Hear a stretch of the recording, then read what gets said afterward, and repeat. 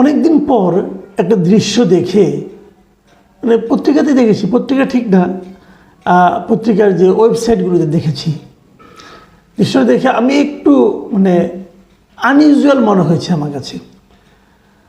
এই ধরনের ঘটনা প্রায়ই হওয়া উচিত, কিন্তু আমরা এখানে দেখতে পাই না। সেটা কি, সেনাকুঞ্জের একটা অনুষ্ঠানে বেগম খালেদা জিয়া আজকে উপস্থিত হয়েছিলেন। এটা ছিল একটা রাষ্ট্রীয় অনুষ্ঠান। সশস্ত্র বাহিনী দিবস উপলক্ষে প্রতি বছরেরই 21শে নভেম্বর সশস্ত্র বাহিনী দিবস পালিত হয় এবং সেই দিবসে বিভিন্ন রাষ্ট্রের যারা নাকি পলিটিক্যাল পার্টি লিডাররা আছেন তাদেরকে দাওয়াত করা হয়। তারপর সাবেক যারা নাকি কর্মকর্তা থাকেন তাদেরকে দাওয়াত করা হয়, সরকারে যারা থাকেন তারাও উপস্থিত হন, নানা রকম। তো ডক্টর মোহাম্মদ ইউনূস ছিলেন সেই অনুষ্ঠানে, ওনার সঙ্গে ওনার উপদেষ্টা মণ্ডলের অনেকে ছিলেন, সেনাবাহিনীর কর্মকর্তারা ছিলেন। তার মধ্যে হাজির হয়েছিলেন বেগম খালেদা জিয়া এবং বেগম খালেদা জিয়ার সেনানিবাসের, সেনাকুঞ্জে তো বটেই, সেনানিবাসেই প্রবেশ করলেন প্রায় 12 বছর পর। 2012 সালে উনি সবশেষ এই ধরনের একটা অনুষ্ঠানে উপস্থিত হয়েছিলেন। আপনাদের মনে আছে 2010 সালে এইরকম এক নভেম্বর মাসে ওনাকে ওনার সেনানিবাসের যে বাসভবন ছিল সেখান থেকে উৎখাত করা হয়েছিল। তো আজকের এই দৃশ্যটা দেখে না আমার অনেক কিছু মনে পড়ে গেল। আমি ভাবছিলাম যে যখন খালেদা জিয়াকে এই ভবন থেকে উৎখাত করা হয় তখন যে বিকৃত আনন্দটা অনুভব করেছিলেন তৎকালীন প্রধানমন্ত্রী শেখ হাসিনা, তিনি আজকে এই ছবি যদি দেখে থাকেন, নিশ্চয়ই দেখে থাকবেন, যেখানে থাকেন, এখন তো ইন্টারনেট তো সব জায়গায় আছে, ওনার মনে কি হচ্ছে, উনি কি ভাবছেন। আমার খুবই জানতে ইচ্ছে করেছিল যে আপনাদের মনে আছে কিনা যায় না, আমার চোখে এখনও ভাসে ওই সময় সম্ভবত ISPR এর একজন অফিসার এই ওনাকে বাড়ি থেকে কেন উৎখাত করা হলো, কিভাবে উৎখাত করা হলো, তার একটা গ্রাফিক্যাল ডেসক্রিপশন দিচ্ছিলেন মিডিয়ার সামনে এবং ওটা বলতে যে ওনার চেহারা, চোখে মুখে যে মানে একটা বিকৃত একটা এক ধরনের আনন্দ ফুটে উঠেছিল। আমার খুব জানার ইচ্ছা ওই ভদ্রলোক এখন কোথায় আছেন।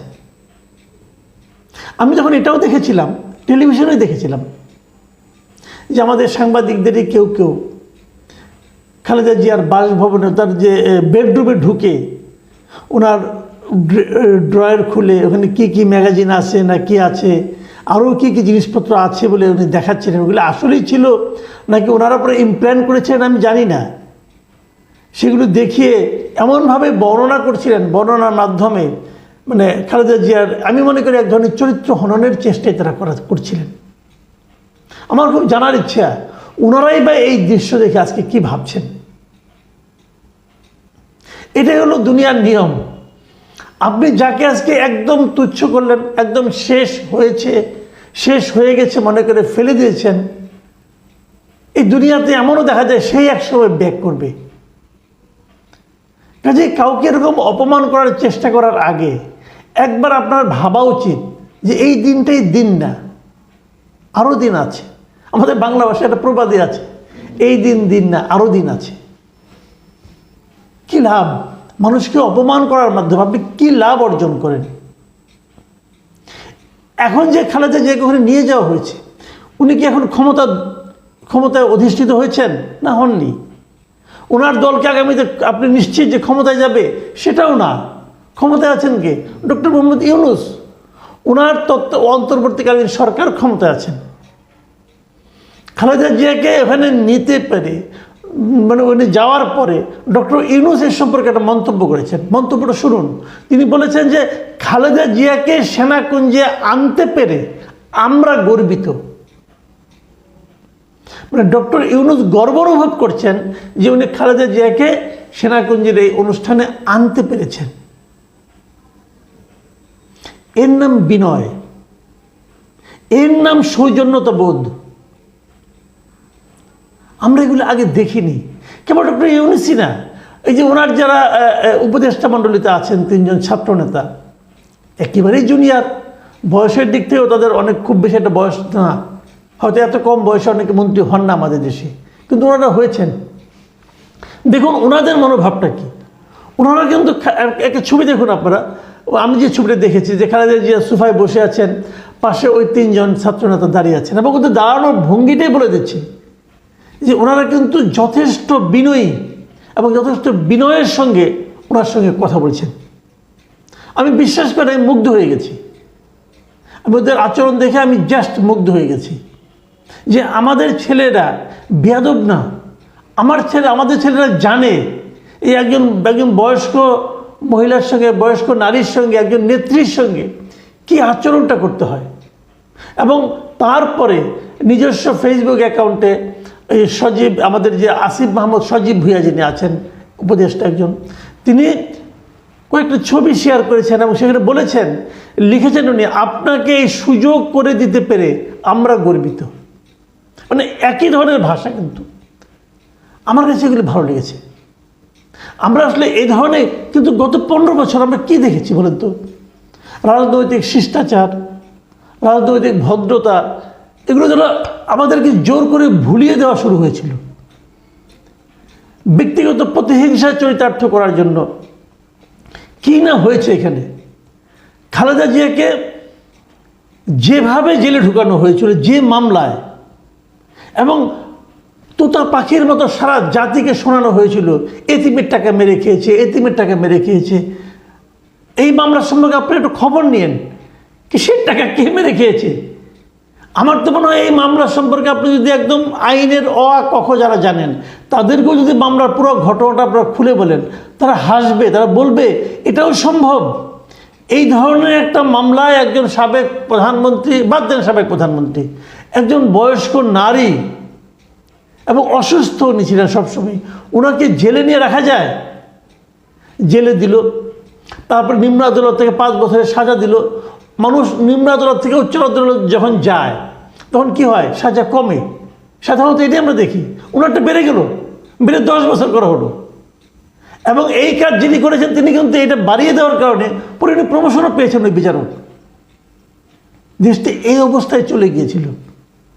আপনাদের নিশ্চয়ই মনে আছে খালেদা জিয়ার এই মামলাগুলো যারা নাকি আইনজীবী ছিলেন, সেই মিস্টার খোরশেদ আলম খান, মুশারফ হোসেন কাজল, দেখতেন না মিডিয়ার সামনে এসে কেমন চিবিয়ে চিবিয়ে কথা বলতেন, এবং খালেদা জিয়াকে কীভাবে, মানে কত বড় খারাপ খালেদা জিয়া, কী পরিমাণ টাকা আত্মসাৎ করেছেন, নানা রকম যুক্তি দিয়ে বোঝানোর চেষ্টা করতেন।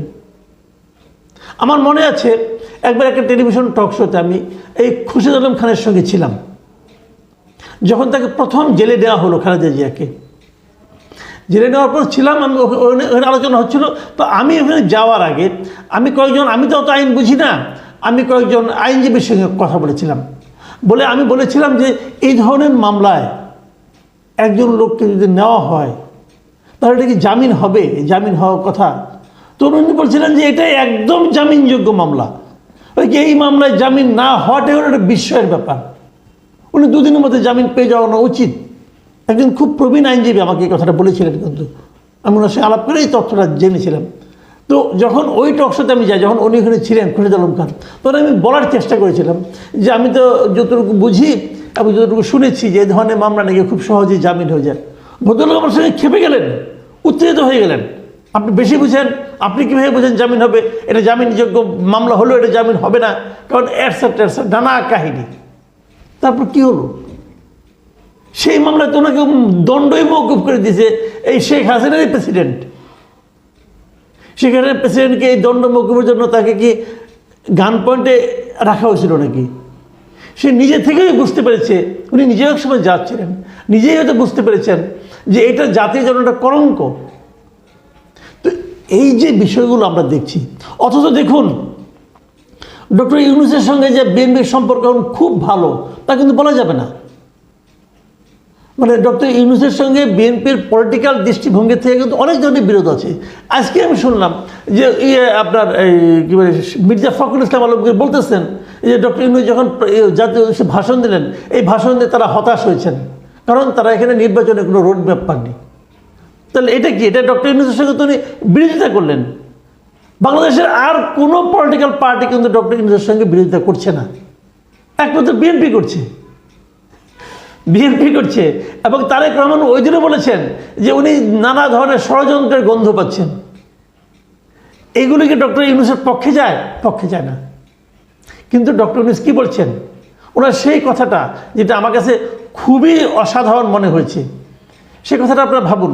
উনি কিন্তু এই কথাগুলিতে আনন্দিত হন নাই, কিন্তু আনন্দিত না হলেও ওনার মধ্যে এই সৌজন্যতা বোধটা আছে যে ওনার কথা আমাকে অ্যাটাক করে হচ্ছে, আমার আচরণ ওনারা ক্ষুব্ধ হচ্ছেন, কিন্তু ওইটা রাজনীতি, ওটা চলবে, কিন্তু আমরা অসৌজন্যতা প্রদর্শন করব না পরস্পরের প্রতি। আমরা একটা ফ্যামিলি।